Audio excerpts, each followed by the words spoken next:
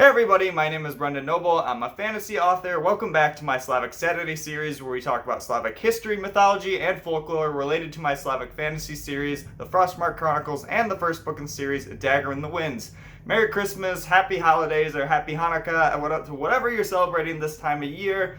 And today we're going with that theme, kind of away from the fantasy mythology side of things, talking about different gift givers around the winter Christmas time in Slavic countries. And this can range between Ded Moroz to St. Nicholas and more, and we're going to go into them in every single country in the Slavic areas in this video. But before I jump too far into those gift givers, I just want to remind you that my first book in that series, A Dagger in the Winds, I'm looking for advanced readers who are early reviewers of the book who receive a free book in exchange for a review on Amazon or their favorite retailer. If you're interested in doing that, check out the links down in the description below.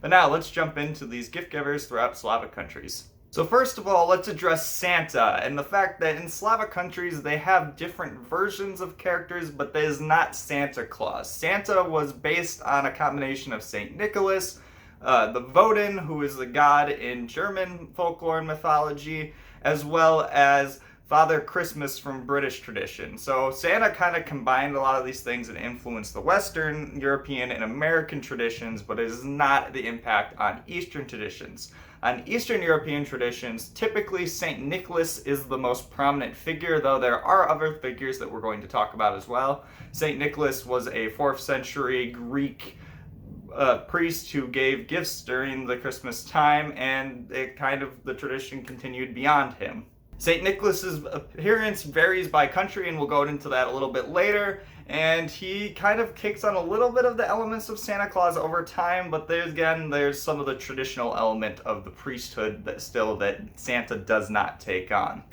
But we also need to address one more figure before I go into every country, and that is Ded Moroz, who is a figure particularly from Russia and also Ukraine. He existed in Russian and Ukrainian folklore throughout history, all the way back to pagan times, and so he has this kind of Father Frost style of mythology where he was a winter wizard, or even later considered a demon, particularly in Christian times when that became a negative connotation. And unfortunately, though this impact of Ded Moroz had a good impact on Russia and Ukraine during the Soviet times, this figure was often forced on Eastern European countries to try to squash St. Nicholas and other traditions that had a more Christian element to it. So while Ded Moroz might appear a little bit in those countries, it has a little bit of a controversial context to it, just as a heads up about that. So starting with the West Slavs, we're going to go through the countries there, and starting with Poland. So Poland is an interesting one because Poland often, many folklore and mythological things, has different traditions depending on the region, and this is no different. While St. Nicholas takes up the leading role throughout it, there are multiple other ones that we'll talk about. And so while St. Nicholas tends to be the one who comes on St. Nicholas Day and the eve of St. Nicholas Day to give out gifts to kids who polish their shoes and then set them out either in a windowsill or a doorway for St. Nicholas to come by and give them gifts. But St. Nicholas both brought the positive gifts and the negative gifts, kind of similar to Santa. But these gifts ranged between little treats, little toys, or cookies or things like that. But if you was a bad kid, you could receive a rod in your shoes or under your pillow. Sometimes it was under the pillow as well, and this rod was meant to be punishment as well. So while the good kids got to enjoy their treats, the rod was meant for the parents to be able to beat their kids. It was meant more as a joke for punishment for the bad kids, but potentially historically it was more serious. Often, though, during this time, St. Nicholas in Poland specifically will appear on the day itself and actually give the gifts directly or do the potential joking beatings himself, which is a little bit different than some of the other countries. And St. Nicholas in Poland takes on a kind of interesting combination of Santa and priesthood here. Again, Poland is a very Catholic country, so he kind of has a priest-like outfit, but it's red with white fur adorning it and red and often golden trim. There's a combination of different elements in with it, but it kind of has a little bit of a Santa-like thing with it, combined with Catholicism, which is an interesting mix. In some regions of Poland, this role is actually taken up by a character called Gwiazdor, which means starman, and he is often a very similar appearing guy to Santa, but a little bit more on the Santa side. And it's kind of interesting. Depending on how his appearance, he can be a very positive figure, but he can also be a little bit of a mix between St. Nicholas and Krampus, which is a German tradition of a negative creature-like thing. And he can punish the bad kids as well as giving good things to the good ones, which is an interesting mix as well. In other regions, an angel might come with the first star on Christmas Eve to give the gifts. And on other traditions as well, baby Jesus himself comes and gives the gifts on Christmas Eve, which is kind of interesting. So the Czech Republic has many similar traditions to Poland, with the gifts coming out on St. Nicholas Eve, with the kids leaving out their shoes or being put under the pillow. And it's a little bit different though, because St. Nicholas comes, instead of just coming to give the gifts himself, he brings an angel or a demon, and the angel gives out the positive gifts and the demon gives out the negative gifts. And unlike Poland as well, there's a little bit more of a German tradition. While there is that Krampus element with Gwiazdor, the Krampus often is the demon in this case, also can be Knecht Ruprecht, who is also a German wizard. So there's some elements of Germanic stuff in there as well, depending on the region.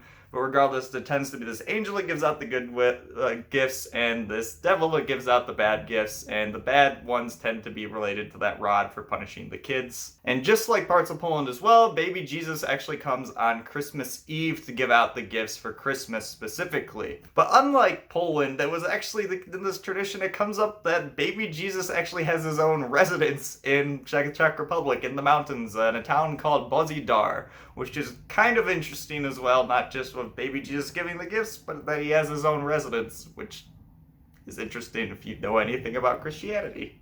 So Slovakia is very similar to the Czech Republic, where St. Nicholas on St. Nicholas Eve brings along the angel and the demon to give out either positive gifts or a rod to punish the kids. But instead of the rod, actually in this case, it tends to be a chain that the demon rattles to try to scare the kids into being nice. Polishing their shoes is really nice and letting them out to be potentially less beating going on and more scaring. Though this creature often, again, can be Krampus, which is, if you've ever seen pictures of Krampus, quite a frightening aspect. And in Slovakia as well, it is also baby Jesus that comes and gives out the gifts on Christmas Eve specifically, though unlike the Czech Republic, I haven't seen if he has a residence in Slovakia. So on to the South Slavs, and with Croatia and Slovenia to start with, there's a kind of interesting tradition again with Austria having some influence here. And on St. Nicholas Eve, St. Nicholas comes along, bringing the gifts for the kids that have left out their shoes, like we talked about before, potentially giving out coins, food, or other treats.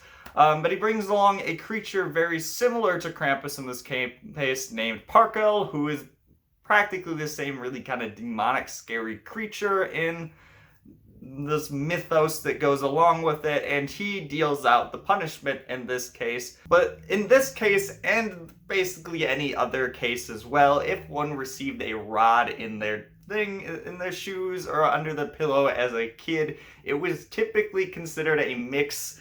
They got maybe a small rod if they were a little bad, and they got a little treat if they were just a little good. There was a mixture of things that instead of this overwhelmingly negative thing, and every kid sometimes is a little bad, so even though often there's a joke that even if they got the treats, they would sometimes get the rod as well. And this is one of the countries that Ded Moroz really became a force from the Soviets upon Yugoslavia, as it was Yugoslavia at the time, now Slovenia and Croatia. And this kind of force tried to put Ded Moroz giving the gifts on New Year's Eve instead of the Christmas celebrations and the St. Nicholas celebrations. These have kind of gone away, but Ded Moroz is kind of around a little bit. Anyone might give some gifts on New Year's Eve, as they've kind of created their own person specifically in Croatia called Grandfather Christmas, who's kind of merged with Ded Moroz to give out gifts throughout the time period. So Serbia is kind of interesting because this is the first of the very orthodox countries that we're going into, and Serbia has on St. Nicholas Eve, though there are some traditions with St. Nicholas of gift giving. It's much more based on the kind of fasting that sometimes occurs beforehand on St. Nicholas Eve with Orthodox traditions. And so there's a feast associated with that, and the gifts are much more associated with New Year's Eve instead. And while the Ded Moroz force was a little bit here and maybe around a little bit now today, I wasn't able to tell how much it's around today. Most of the gifts are instead given on New Year's Eve instead of around the Christmas time, which is kind of an interesting mix-up in tradition that doesn't occur in a lot of the other regions. And then Bulgaria, grandfather Koleda is the gift giver there, which is kind of interesting because this name transfers all the way back from Slavic mythology in the pagan times, in which Koleda was meant to be a winter festival that we are going to talk about in the future, because it's now become associated a little bit with Christmas in these Eastern European festivals, but it was originally a unique pagan holiday that's become Christianized a little bit. And so it's kind of interesting to see this tradition carried over as well. And that gift giving again is later instead of during the St. Nicholas Day and Eve because of the Orthodox traditions, from as far as I could tell. And now on to the East Slavs, and starting with Russia. And as I mentioned, Ded Moroz is a very important character in Russian mythology and now also folklore around Christmas. And that makes sense because if you look at him, he looks like a very Russian version of Santa at different times. He has the long flowing cloak, either red, blue, or often with gold kind of trim. He's got the whole cap, which is kind of interesting. Instead of the long flowing conical cap that the Santa has, he's got a more Russian style fur cap, which is very interesting as well. He also has often a winter-themed staff at times. And going back to what I said before about the pagan times pre-Christianity, he had this element of being a winter wizard or demon, and his name was either Ded or Moroshko, which is, Ded Moroz seems to be kind of a mix of those two things. And he has this element then that transferred into Christianity because of the folklore around him was so strong that it was resisted at first, but seems to have just been accepted and brought into the period over time. And now Ded Moroz often brings the gift specifically on New Year's Eve instead of around Christmas time. And this probably also goes back to the Soviet period, in which they tried to cover up Christianity and replace it with Soviet ideals, and so New Year's Eve became the celebrating time, and it still continues to be the celebrating time when it comes to gift giving. And he doesn't travel alone, though. He has a companion named Snegurushka, who is a interesting figure called the Snow Maiden in Eastern Slavic folklore. Again, she is not as ancient though as Ded Moroz is. She kind of came about in 19th century writing, so she doesn't go all the way to paganism, but she has this interesting companionship with him.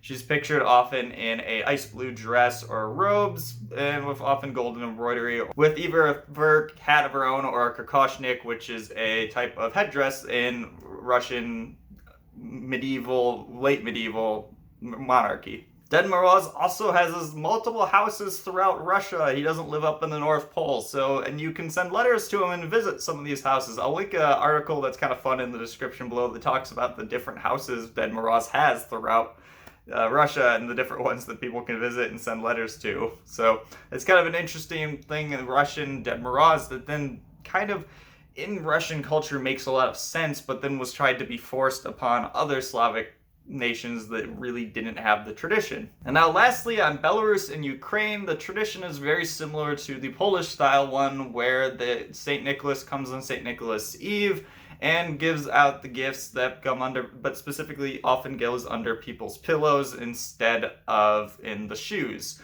though that probably exists as well because of regional differences. This was often, again, tried to be covered up by the Russians during the Soviet period of Ded Moroz, but it didn't really stick around afterwards, though it did stick around a little bit actually in both countries, more than you would expect. Ukraine has a little bit elements of this folklore with Ded Moroz in it, but Belarus really doesn't. That being said, both still kind of hang around, and Belarus actually has a house associated through him with their oldest forest in their area, and actually I think it's the oldest primeval forest in all of Europe, and this is kind of meant to show how old Ded Moroz is in the nation. So in my own book series, just kidding, these are all modern characters, either Christian or not, and I have no reason to put them in my Slavic fantasy series, except maybe Ded Moroz might appear, but he's not, again, a major part of specifically Polish mythology, which is the root for a lot of my books. But regardless, it's been really fun to investigate and learn a lot about these as an American myself, and I hope you enjoyed the video. And if you did enjoy the video, please remember to like and subscribe down below. I come out with these videos every Saturday, except this week, which I came out with it early because of Christmas Eve. I'm not coming out with one this Saturday, but I will be coming out with one on the 2nd, which is related to the Collider Festival that I talked about earlier in the video. So if you're interested in that, please stay tuned. And until then, I look forward to seeing you all next year, actually. So have a happy holidays, Merry Christmas, Happy Hanukkah, and Happy New Year to everyone that celebrates all these different things. I look forward to seeing you all then.